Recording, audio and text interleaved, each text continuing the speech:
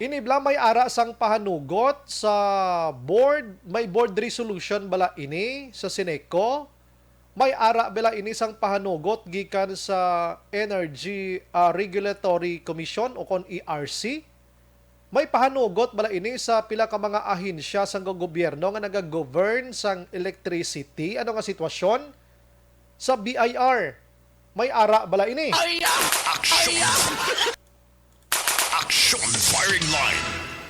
Amo malaning gusto naton matabo kay kabalo ka diri sa Bacolod subong si Prime Water Action James nagpatong na sang 12% nga VAT. Ti ina nagapakita nga ti pribado na gidyang nagauyat although nga 60-40 kuno na da.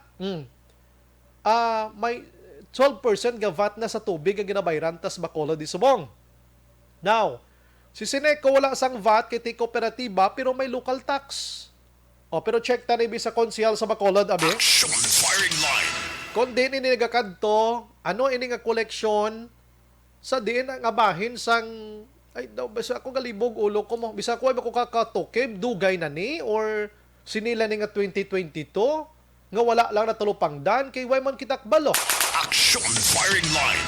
Way man takbalo gani, subong mo lang ko balo gani ni nga nabasahan ko nga may ara sang kaangay sini nga local tax mga kaksyon. Naregulare sa aton nga linya si Councilor John Gamboa. Sige diri na lang sa akon ano. Councilor John manawag panawag gabi na si Councilor John. Hello. Hindi na lang ko sa sa cellphone lang, Brian. Sige. Okay lang niya. Sige. Ari sa aton sini nga linya si Councilor John Gamboa. Councilor, maayong gabi, welcome to Action Radio Bacolod. Sir Brian, mayong gabi kag sa tanan-tanan nga nagapamati, mayong gabi. Salamat gid sa time. Councilor, antong ginpasulod mo nga resolution sa konseho nga pa-explain sa Sineco regarding sa local tax daw muna. Oh, yes, kung tulokon bala naton Sir Brian, no? May sa aton nga billing sugod sang bulan Enero sa siling nga tuig. May makita kita hinada nga item nga kung sa diin local tax kag ginasukot kita nila konsumidor sang 0.2018 centavos per kilowatt hour. 0.2018. 0.2018. Bukod ako. Yeah, loka kon sentimos lang ini, pero kung sumahon total mo ni sa per kilowatt hour, nga kung sa diin there are more than 600,000 consumer members sa Sineco, kag ang aton nga requirement nagalambot sa 140 megawatts. This will result Sir Brian to millions and millions of pesos na naman Monthly. para sa mga monthly. Correct. Okay. Monthly. Now, wala ko pa ni na kita sa bilog kong electric Sineco billing ko, halin sang sugod. Now, inibag unik na kita ko. If you kuhan kong tulokon na ton, kag kung tipunon na ton, ang bilog na ton ng mga billing sa tuwan na ipa, sa mga tinuig na nga nagliligad, wala na da sang local tax. Kay maloka Sir Brian, ining local tax is in a form of a percentage tax. Kaya gina-compute inin nila base sa aton nga mga consumption mo per kilowatt hour. No? Sa aton nga power sa goods kag services nga gina-offer sa atong San Sineco sa isining nga kaso utang tabi power. Okay? Ang maka-impose ni Banwa, Sir Brian, ang Bureau of Internal Revenue lang. Yes, amo tong question ko kay inay. Yes, hindi nila yang diretso kakit sila yang masukot sa aton sa siling percentage tax. So therefore, nagpapanaugan ko na isang isa ka resolusyon nga ginapa-istikar ko ni sa management sang Central Negros Electric Cooperative ining local tax nga gina-impose nila so good bulan January sang ining nga tuig 2022 sa aton nga mga membro, owner, tagiya, konsumidor sang Sineco. Kay una best why kuya nakabaton sang notice kay otherwise kung why kita nila yung pabalo kay insert lang inada nila daton billing violation ini sang due process. Okay.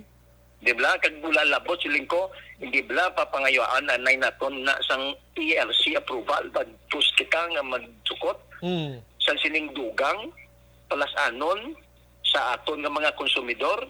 Okay. Kaya wala ko siya sa may makita nga may memorandum man lang sila Aha. kag may approval abi halin sa ERC. Kaya dapat gin pa ano man no, gin may ara sang i-publish bala, may pabalo sa konsumidor bala nga sa Enero dason nga bulan may local tax na kita ha, si local tax didto ni makadto sa amoni. Ginsukot na mo ni sa amuna nga mga bagay. Damo na councilor ano? Oh yes, kuan ginayar, requirement inaya. Kung wala ka mo nagpabalo, kung wala notice sa konsumidor, in other words, wala sang due process. So, isa naman sakto na Sir Brian, nga dapat mabalon nyo kami, anay, kag wala labot, di ni magadto. Do may agmamang kita last September 26, 2021 na muno ni dito sir kung naka-attend ka sa virtual to? Wala. Wala. Very good. Kasi sa agenda nila, wala ko man nakita. I see. In-check ko ang agenda sa nga mo nga agma, wala ko may makita. Ikaduwa, gintanaw ko ang aton nga local government code.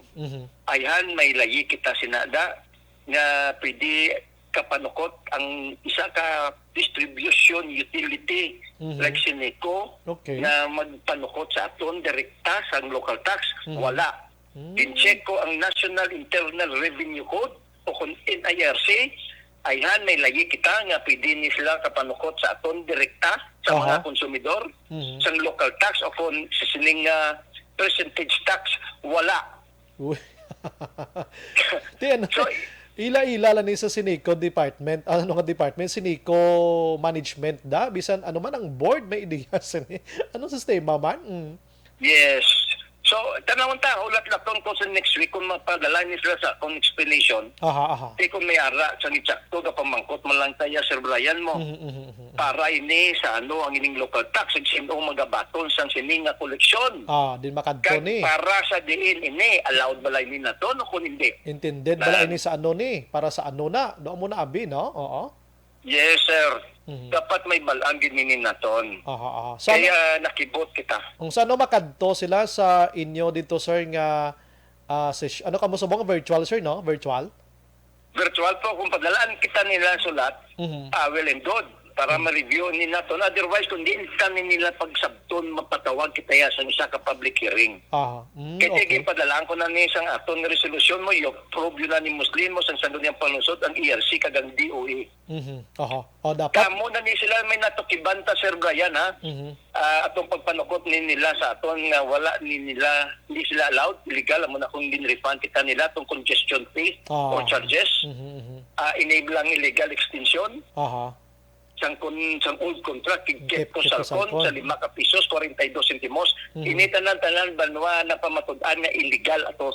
So base siling ko, isa na naman ini pamagin nila, o nga taguon naman kita nila, liputon naman kita nila, kag manukot naman ni sila sa aton dugang. Mayo gid councilor kana tukiban mo, pero ang mga kaupod mo sa konseho na nagpabor sa nitanan sa resolution mo?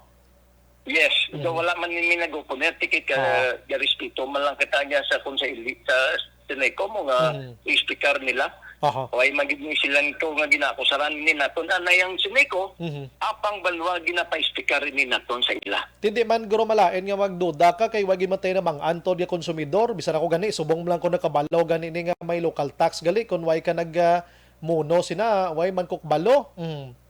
Yes, yung tago-tago, kalaba kayo, pato sa punta sa billing na ton. Sa pinakadalom gali ni, pangita. Sa pinakakulihot pato nila yung pasulod ni. Pitingala ko man nga daw naglapad ka naglaba ng ilang bill. Subong kay kadamo, naglisang pinangdugang nila da nga blayran. Yes. Yung ginapalokdo nila sa aton, ginapapasaan nila to. Kung di kita yung sisaon din siling ko ba si makalusot bala. Sige. Without councilor, ma-update kami next week siniya kay maayo ining information for our consumidor councilor. Salamat sa mga serbisyo. Mayong gabi. Salamat man, Sir Brian, kasi sa tanan-tanan nga nagapamati. Salamat kag mayong gabi. Yes, councilor. Action Firing